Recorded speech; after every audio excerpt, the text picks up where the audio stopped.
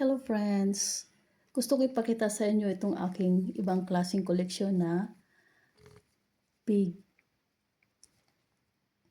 Ito ay first time kong magkaroon ng ganitong alkansya. Ito ay nang pumunta ako ng Japan at bumili ako ng drinks kasi sobrang init sa Japan. Ang laman nito ay Sprite. Tapos nang binili ko, nakita ko, ibang klaseng Ibang klaseng cover ba, hindi metal kundi plastic. Plastic siya dito.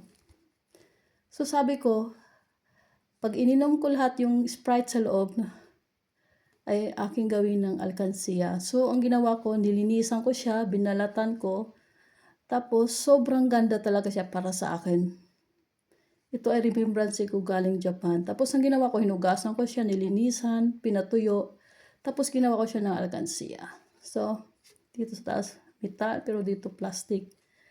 Kasi dito kahit saan ako pumunta na lugar, first time ko lang talaga magkabili ng ganitong drinks na plastic yung cover. So, nang hinayang akong itapon, sabi ko gawin ko siya ng alkansiya. So, nilagyan ko siya ng 50, 20, at saka 5 euro. So, nasa 75 euro ng laman niya. So, lalagyan ko siya nitong 10.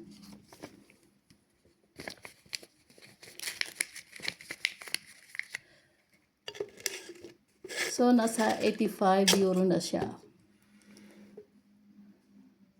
Pero kapag napuno na to, kailangan sisirain talaga kasi hindi siya pwedeng idaan sa butas kasi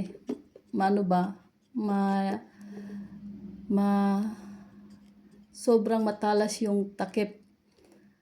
So pupunuin ko na lang muna siya. Pag napuno na siya, saka pa siya bubuksan.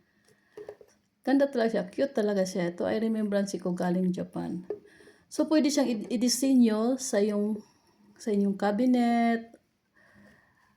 Kahit mo saan ilagay, bagay na bagay siyang i-design, i-display sa mga cabinet.